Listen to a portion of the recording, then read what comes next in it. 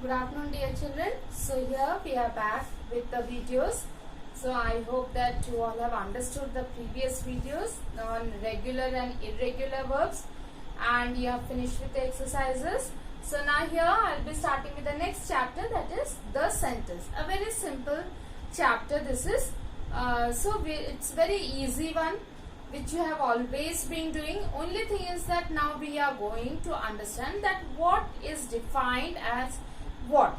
Which part of the sentence is defined as what. So that is what we are going to study. Okay. So now at present I have given you some jumbled words which you have to put it in right order to give me a meaningful sentence. Right. So now here is planet warmer the getting. Okay. So let us do it. The planet is getting warmer, right? So I get a meaning, the planet is getting warmer. So the right meaning I have got. Okay, now let us come to the next one. Population increasing, the world is. So the world population is increasing. Okay, the world population is increasing, right? Then the next one, international English language is an. So English is an international language. Okay, English is an international language, right? Then tennis Tanya good is at. So Tanya is good at tennis, right? So these are the sentences from which we get a complete sense, a complete meaning, right? So that means these I will be calling as sentences. So what is a sentence? A sentence is a group of words which give us a complete meaning, right? So sentence, what is a sentence? A sentence is a group of words which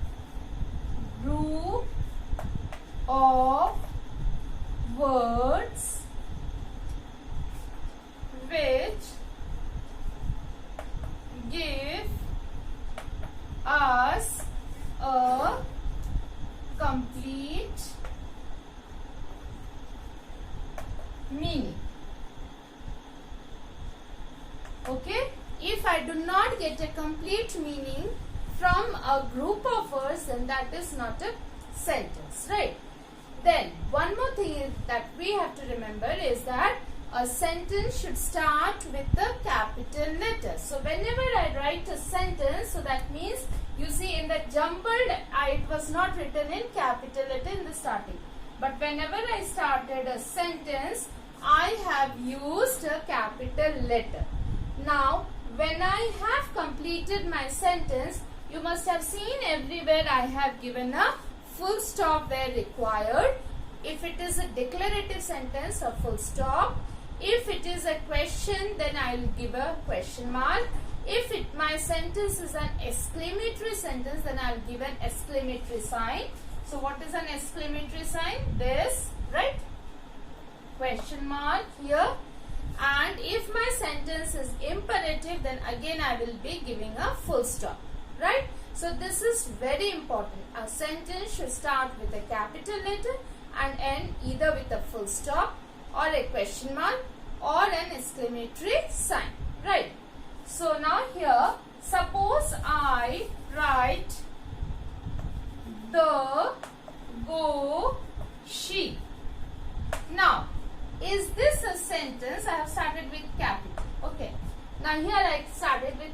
capital, I have put a full stop. But the, go, she, this is also a group of words, but does it give any meaning? No. So this is not a sentence. So sentences are those which are group of words, but they do give a complete meaning and it should be grammatically correct. Then I will say that those are my sentences, right? Now suppose I take a sentence. Now let me take this last one. Tanya is good at tennis. Okay. Tanya is good at tennis. Right? Now let us take this sentence. Now here in this sentence, about whom are we talking? We are talking about Tanya. So that means the subject Tanya will be called as the subject because in this sentence we are talking about Tanya. So Tanya is my subject. Okay. Now what is Tanya? Tanya is a good at tennis. So this is my predicate. So that means what is a predicate? What is told about the subject in a sentence is called a predicate, right? So what is the subject? In a sentence about whom we are talking is called the subject, and what is told about the subject in a sentence is called the predicate, right? Now suppose you take this sentence. What was this? English is an international language. So I'll write it again, okay, so that I can explain you well. English is an international language. Okay. So now in this sentence you see what are we talking about in this sentence? We are talking about English. So that means English is my subject here. Now what did we talk about English?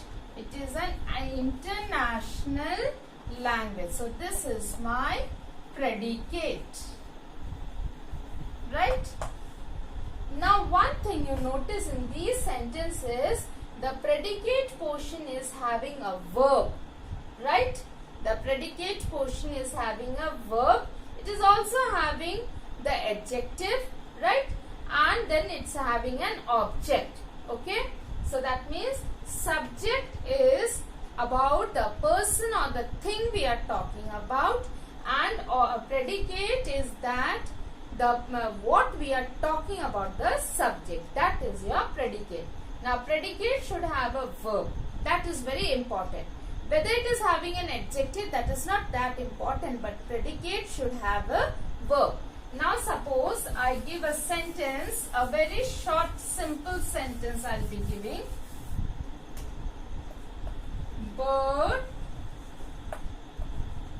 Birds sing. Okay. Now here this is also a sentence because it is giving me a complete meaning. Though it is of two words, but still it's giving me a complete meaning. So I will call this as a sentence. Now in this sentence, about what are we talking? We are talking about birds. So bird is the subject, right? And what do the birds do? They sing. That is the predicate. Okay. So that means it is having a verb. Sing is a verb also, right? So that means a sentence should have a verb and predicate should have a verb. Okay children? So I hope that today you have understood this. So we have studied about sentence. Sentence is a group of words which give us a complete meaning. Okay? Grammatically the sentence should be correct. It should start with a capital letter, end with a full stop or a question mark or an exclamatory sign.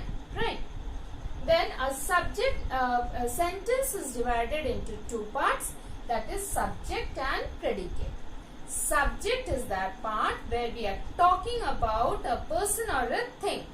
right? That is called the subject. And what we are talking about, that person or thing, is called the predicate.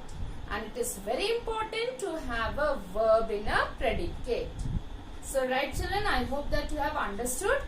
So please go through your chapter as well, watch the video carefully and you will understand everything.